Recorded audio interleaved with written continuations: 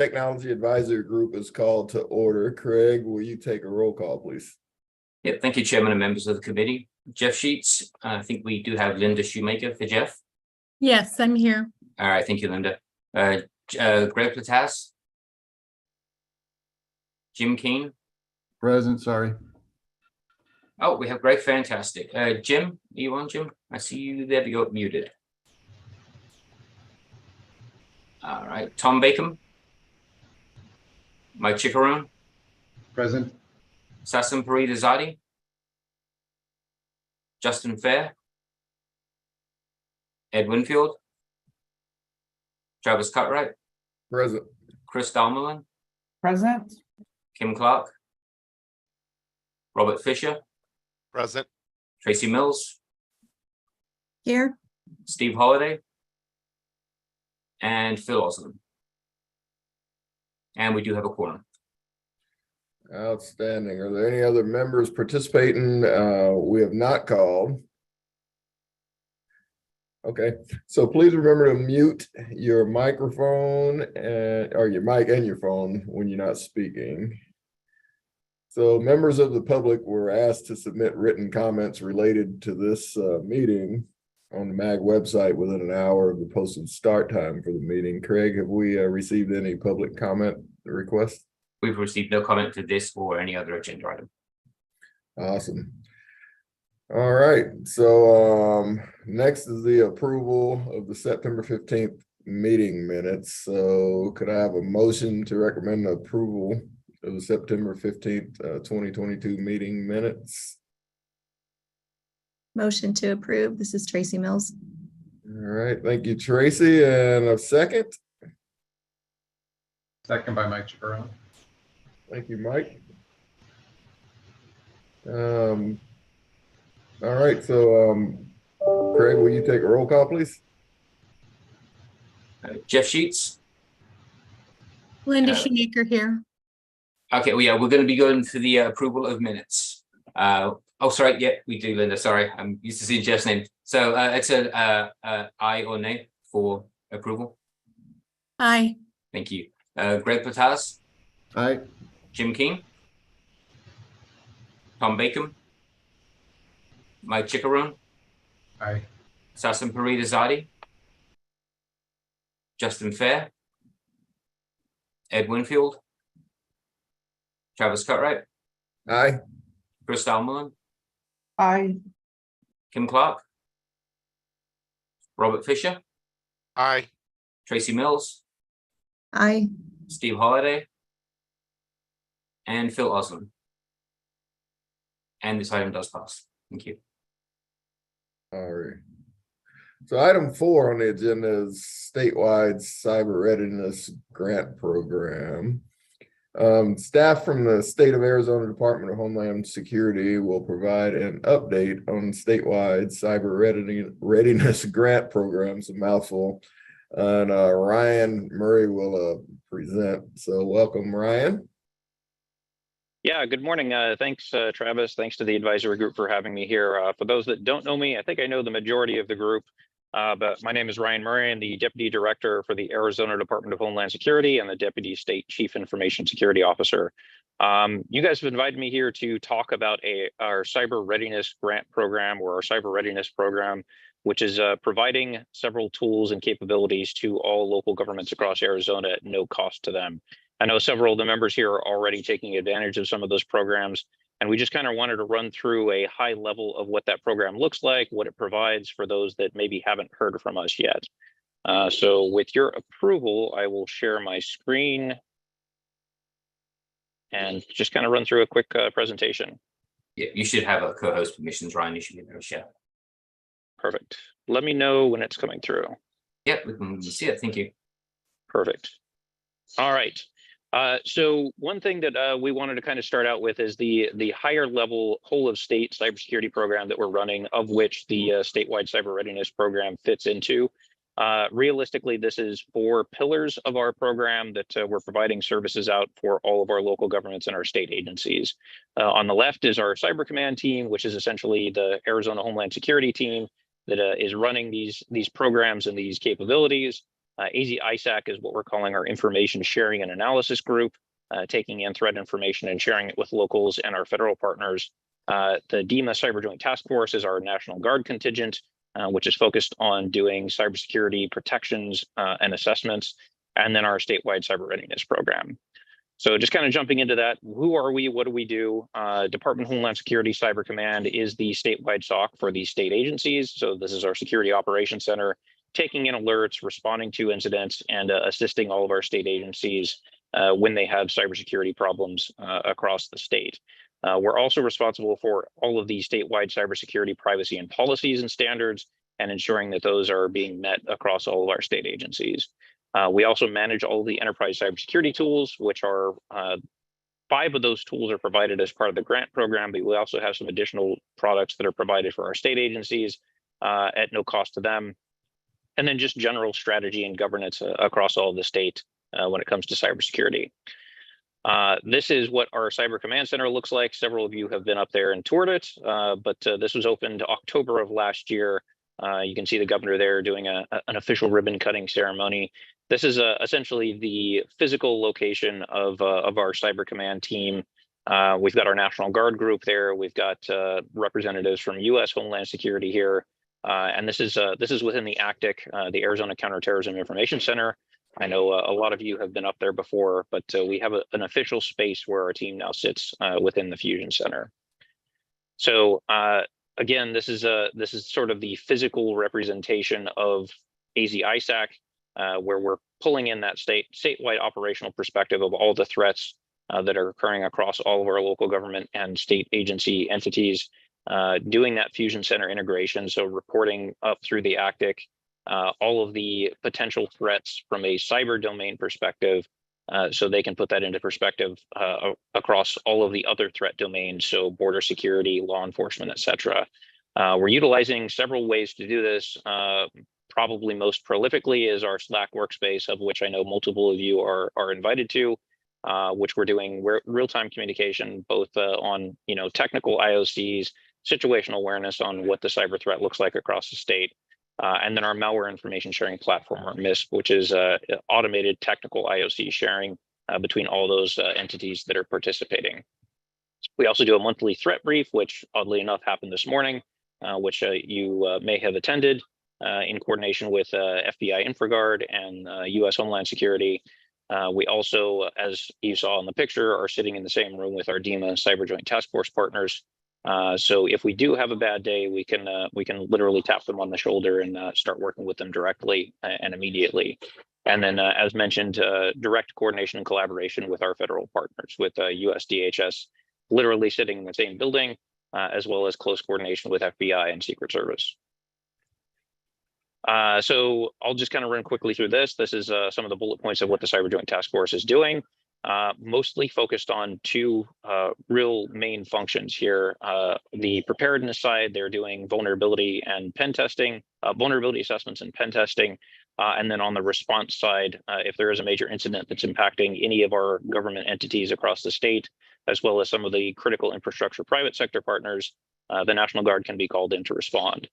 So they'll come in and review just how bad that incident is, determine if the bad guys are still on your network, and then provide some remediation steps in coordination with our team.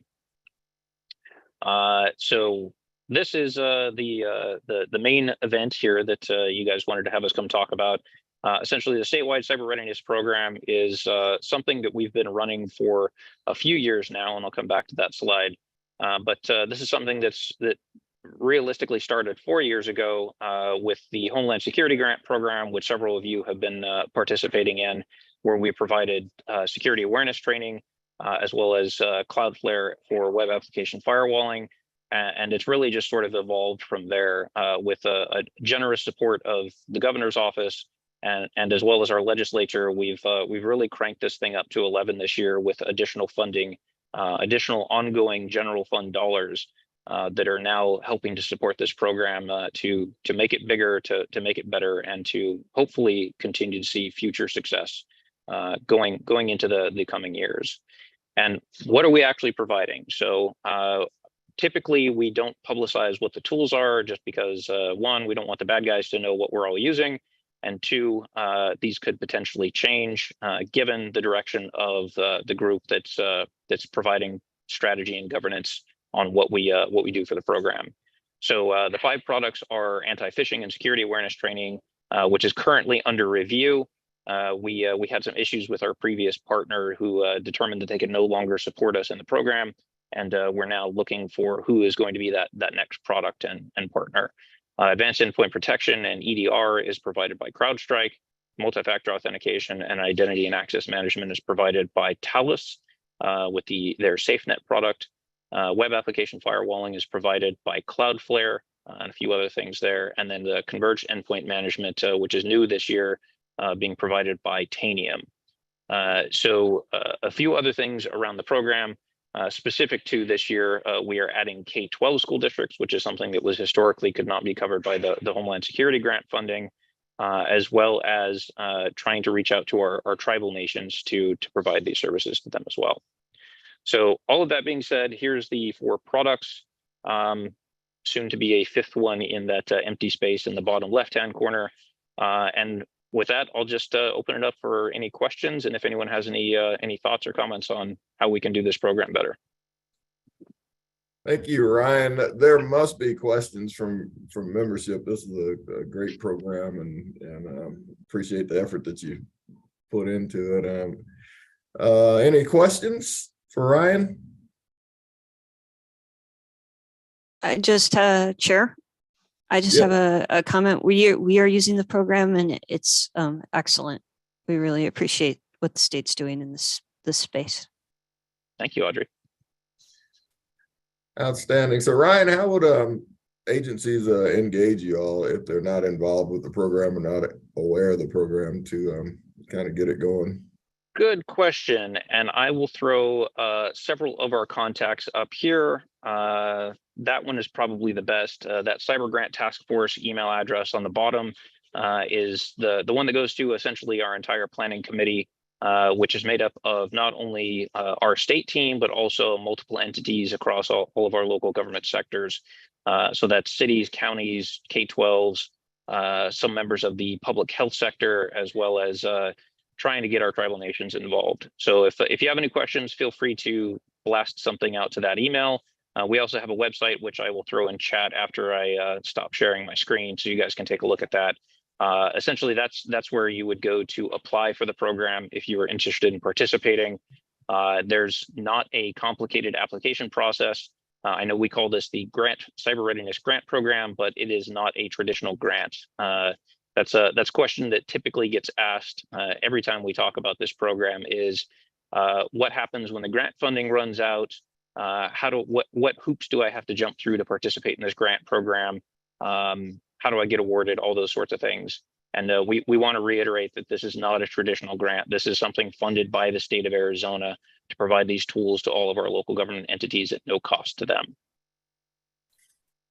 Great. I mean, you guys are doing phenomenal work. So you mentioned earlier about pen testing and some other things that's going on. You hit on the SOC and that. Can you maybe talk a little more about how someone might engage you if they're interested in pen testing or what types of things you guys are looking out for with the SOC?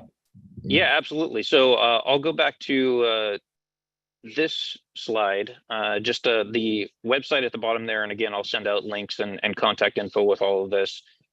Essentially, all you have to do is go to that site and apply for the Cyber Joint Task Force services. They'll put you on a waiting list. And I think right now they're working through these pretty quickly, but what they'll do is they'll come out and do essentially a week-long engagement where they'll do some vulnerability scans, some light pen testing and attempted exploitation of those vulnerabilities that they find, and then provide you an out brief at the end of that like week or 2 week engagement. And then they'll run through how many vulnerabilities they found, what are the most critical, which ones were able to be exploited or attempted to be exploited, and give you some mitigation strategies on how to fix those vulnerabilities.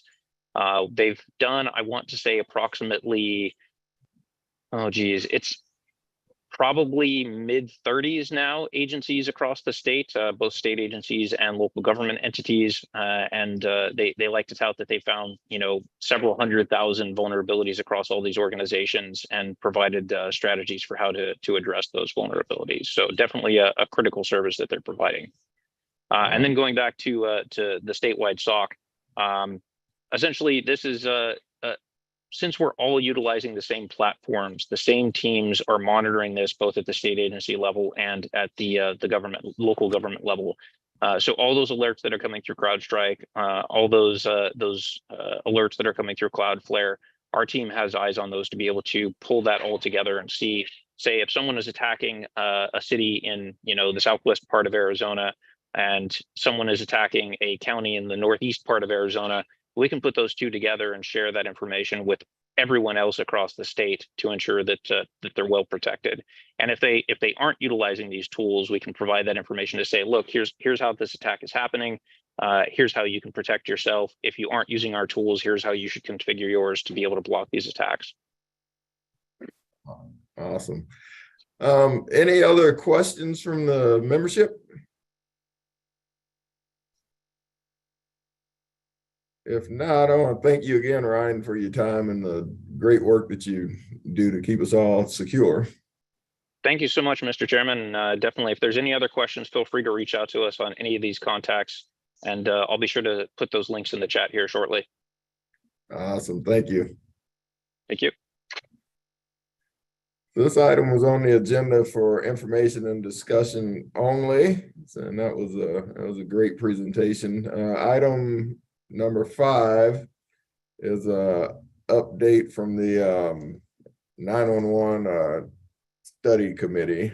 And so staff from City of Phoenix and MAG will provide an update on the 911 study committee.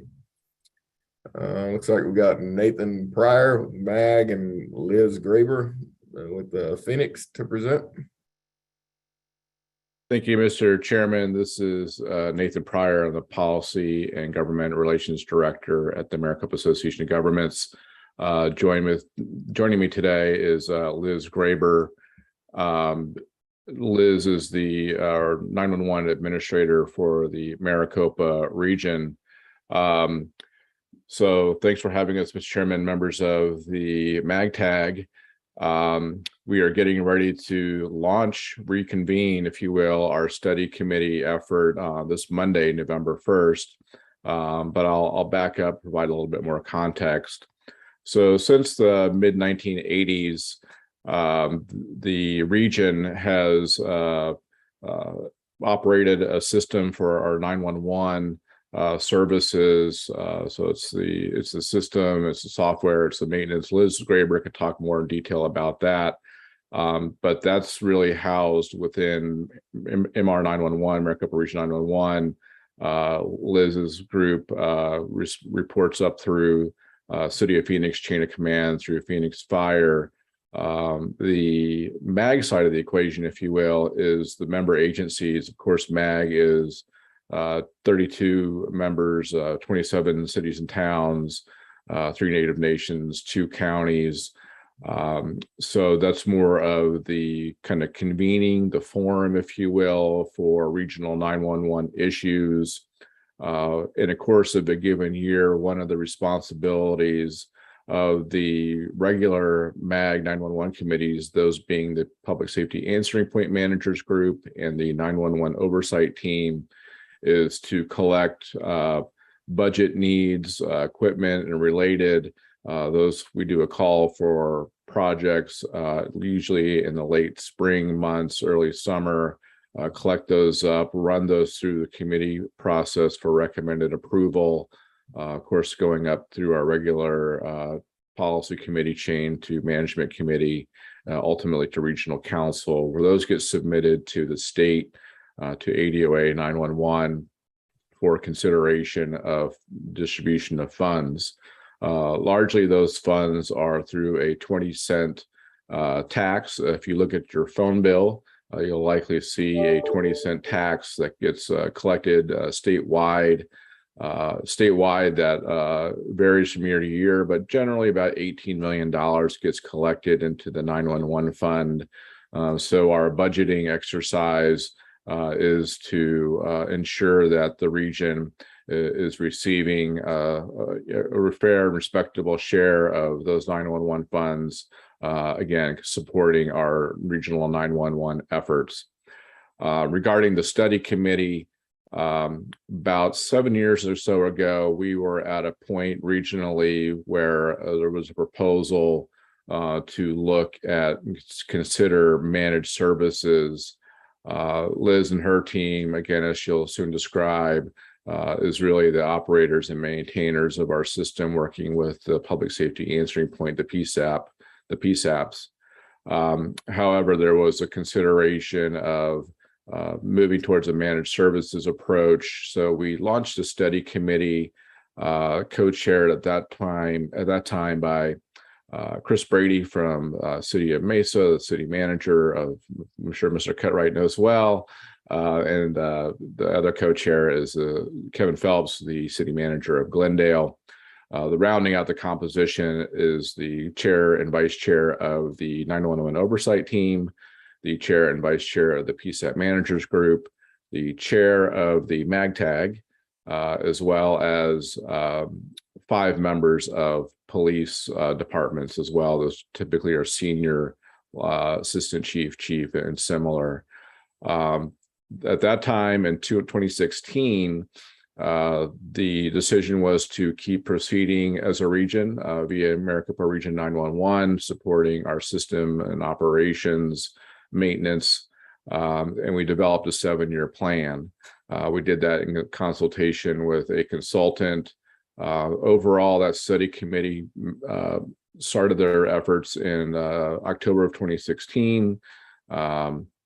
They completed their work in the late spring of 2017 with a proposed 7-year plan for our regional 911.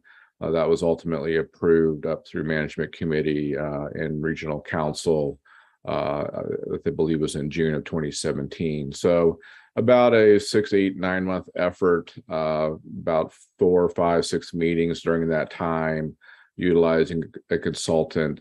Again, we are in about year 6 of that 7-year plan, so it's a good time to check in on status update. So that's one effort of the upcoming study committee. The study committee composition this time is, again, we have Chris Brady and Kevin Phelps co-chairing. We've added 2 more city managers. That's Dan Cotterman from City of Buckeye, the former MAGTAG chair, so he's familiar with the study committee. Also, Josh Wright from City of Chandler, city manager of Chandler, will be on that. Again, we'll have the chairs and vice chairs of the PSAP managers group, the 911 oversight team, and we have rounded out with 5 members of our police departments from around the region. So it's imagined probably at the first meeting, we're going to do a status update of where we stand with our current 7-year plan, get a fiscal overview, listen to the PSAP chair and 911 oversight team chair, and discuss kind of mapping our path forward as a study committee. So that's the MAG side of the equation, if you will, the more governing side of it. Mr. Chairman, Liz Graber, again, available to talk about more of the technical side of MR 911. Awesome. Thanks a lot. Thank you, Nathan. So we became, the position that I'm in started when 911 started, just to help facilitate it back in the 80s. But in 2004, we brought in started bringing in technical people to help us shepherd in.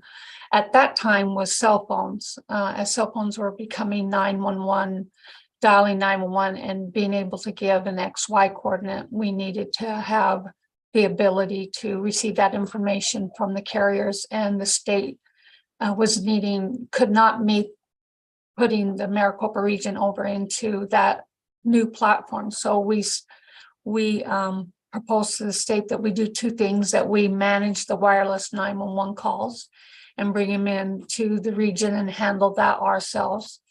and bring in a maintenance team also to do the 24/7 maintenance on all the 911 equipment. And so we had that and 911 wireless call management, which was about between 25 and 30% at the time, thinking it would be a small thing. It now sits about 85 to 90% of the calls are wireless. So we had a big shift to have the 911 calls come over into our system. So we have Mike Benjamin is on the line with me. He is our technical 911 technical manager. So if there's any questions beyond the administrative, that I have him available if you have such a thing. So we are looking to build even for the future. You are all really aware of how fast technology changes. And so when we originally started the strategic plan, it was important for us to have to keep regionally owned equipment. So it didn't mean that we couldn't have a 911 as a call handling as a service, but the priority of having our own equipment in case anything happens and we needed to change vendors or anything that would give us up, that we would be able to have equipment to make that transition. And then we also are looking at then and still even more so now is putting some services in the cloud because of 911 and because we feel like at this point in time, doesn't mean the future won't change that, but at this point in time, we still want to focus on having a combination of local presence as well as in the cloud. So if there's a local disaster that takes down our network centers that are here, we have a cloud backup or that's working in conjunction that can handle the call load. And if there is something that happens with the cloud, which we know has happened on our great big carriers, that we still have our local presence. So our goal is to keep 911 going and protect it as much as possible. And that's a high level. We're excited that Mr. Cutright's going to be on there and join in helping us develop what 911 is going to look like for the next 5-10 years. And even then, like you know, it's going to change so quickly with all the technology. So new and exciting things coming up, which we embrace. One of the limitations that we all face is funding. We're restricted, as Nathan said, to that a limited amount. So we try to say, what is it we need to buy? What's priority? What would be a nice to be? So it would be wonderful to be able to get all of our wish list things purchased, but sometimes we have to prioritize what the region really needs and what it is the state can has the money to assist us with. So on that note, I'll answer any questions, or like I said, I have Mike Benjamin on the line. He's able to talk about our networking or any technical things questions you might have. Thank you, Nathan and Liz. So it's the goal of the study committee, the reconvened study committee, to validate the plan or to update the plan, I guess, taking into consideration newer technology and how to make sure that we're able to function through any outages and that sort of thing. Is that kind of the goal of the reconvened study committee?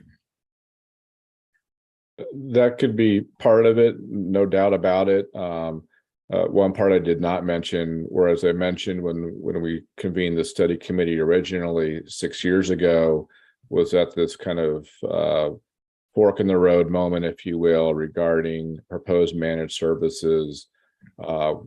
Again, the decision was to proceed with MR 911. However, once again, we are at another fork in the road that managed services has been proposed via ADOA 911 to not just our region, but all of Arizona. So this is an opportune time to consider that proposal. Some member agencies have already decided to move in that direction. What those impacts to regional 911 are, that's a consideration that needs to be kind of walked through, but also what is in the best interest of serving our region. Is it a managed services approach? Is it continuing more with a kind of adapted status quo, if you will, of MR 911? Is it somewhere in between?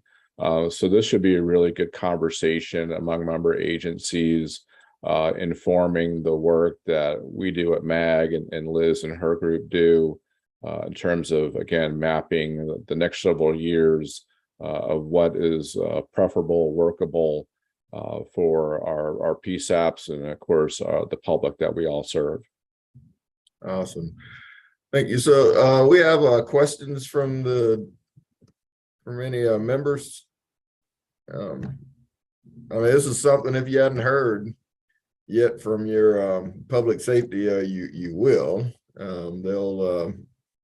This will definitely a wind of this will start floating around, and so if any of you need any clarification as to where we're at and where we're trying to go, I would maybe ask now, because the first meeting is scheduled for Monday. It's kind of crafty how they scheduled it on my first day of my vacation, but that's fine. I'll be there. And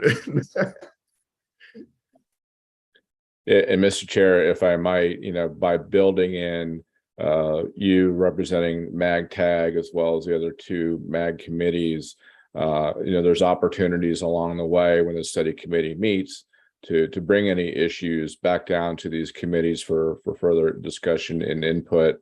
So that's some of the hope here in building the study committee, the structure the way it is, and the representation is to also be inclusive of member agencies via these three committees. Absolutely. Well, I'm excited to participate and looking forward to that. So are there any other questions?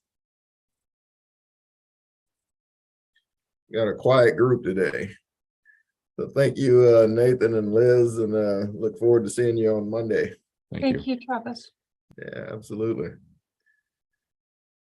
Well, we're at agenda item number 6, which is agency project update. So this is where the committee members can discuss current agency projects that may be of regional interest to the committee. Again, this is an agenda item for information discussion. So who wants to go? Tracy, you always have something exciting going on. Oh man, that's like getting called on in class or something. That's right. I'm trying to think what I can talk about. I think we are looking for a new utility billing system. We are going to, we're going through just a lot of our asset replacement right now. So there's, a lot of projects, just replacing a lot of hardware and things like that. We're still working on our migration to Office 365. So we're in this hybrid mode of OneDrive's being migrated, but not all of our shared files have migrated yet. So that's our next project, is to get that up in the cloud.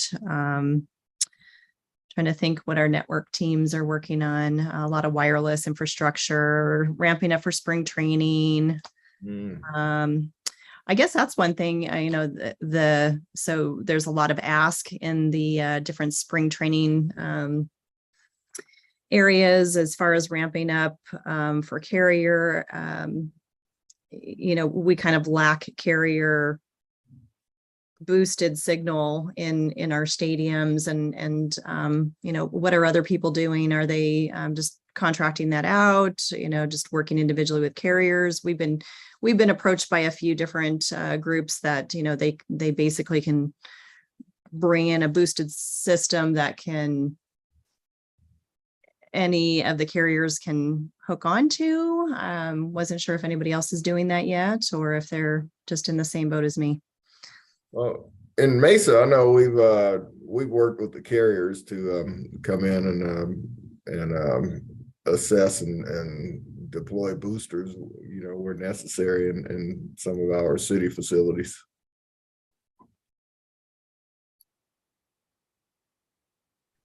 Guess that's all I have. Okay. Tracy mentioned asset management, and Craig, it just reminded me. It'd be great to hear what folks are doing with regards to asset management for the organization wide, not just in IT, because there's assets in so many different departments, and I know it would be a benefit to organizations to have a system that would be able to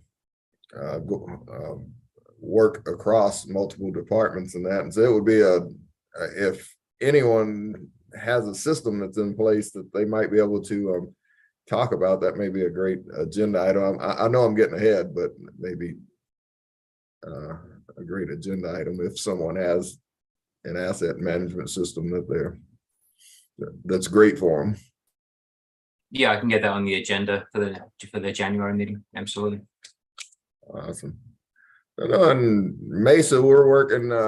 We're still our ASU campus has opened up in downtown Mesa, and so we've been working on parking detection, and we started working on this about 4 years ago, and how do we leverage assets that's deployed across the downtown, which are security cameras and video cameras, and be able to use leverage video analytics and grid out parking spaces in real time, detect parking, open parking spaces that we can feed out to visitors to downtown Mesa and that.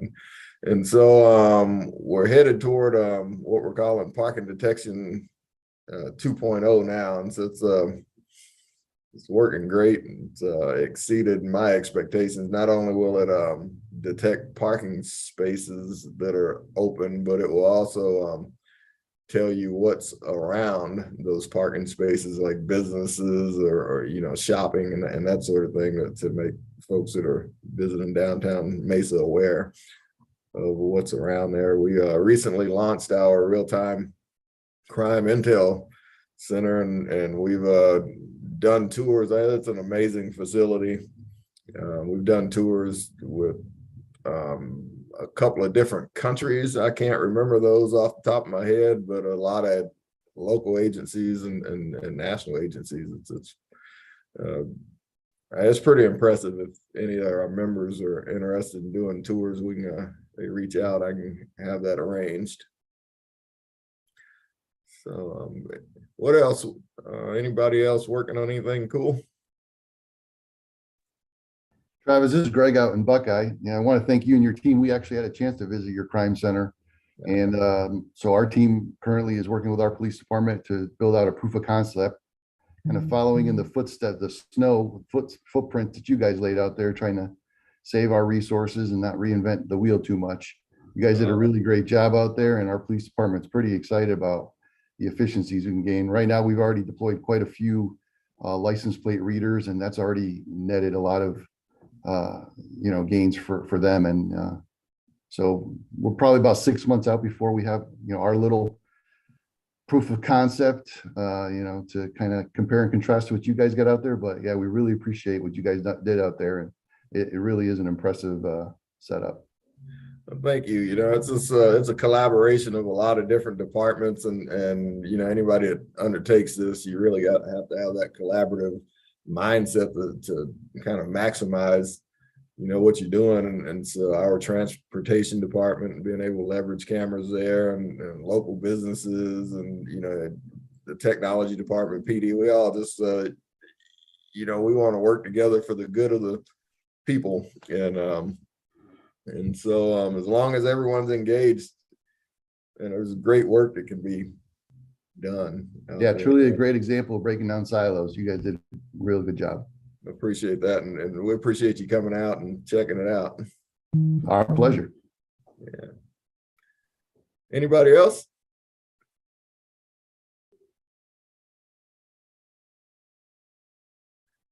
All right. It sounds like they're trying to get us to wind it down, Craig. So do we have what about a request for future agenda items?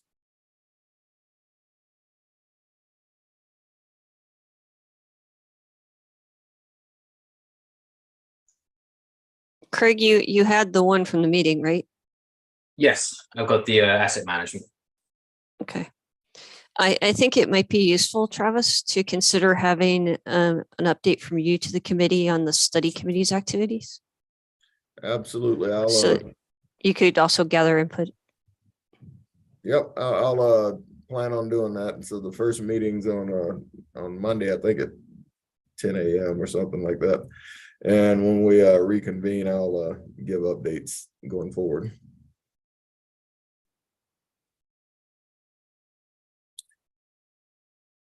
We have any other requests for future agenda items? I'm trying to drag this out as long as possible because I'm about to walk out in that cold air if we don't. Seems like everybody's ready for Thanksgiving already. Yeah, I know, right? Already the turkey coma going on. Well, That's Travis, cool. I would just say, from my perspective, it would have been nice, if when Ryan had talked about who was using it, if maybe we talked next time, and I know I won't be here, about who is taking part of the grant and how that's working. Because I know it's important for the city of Avondale, our, relationship with, that group and what it's done for us, for our cybersecurity. So I don't know if you guys have already talked about that, but I know it's important to us all. So just to hear who all are currently, which agencies are involved. Partaking of that grant, the grant that the state is offering, and how that's helped our cybersecurity program. Because especially entering into the recession that we're all entering into, I know that's important because I just started working on our FY24 budget. We just entered our budget season, so it's very important that we leverage the grants and those types of things. And just to see what was working for the different agencies across the valley from that. Awesome. Thank you. All right, so Craig, can you summarize any tasks assigned during the meeting?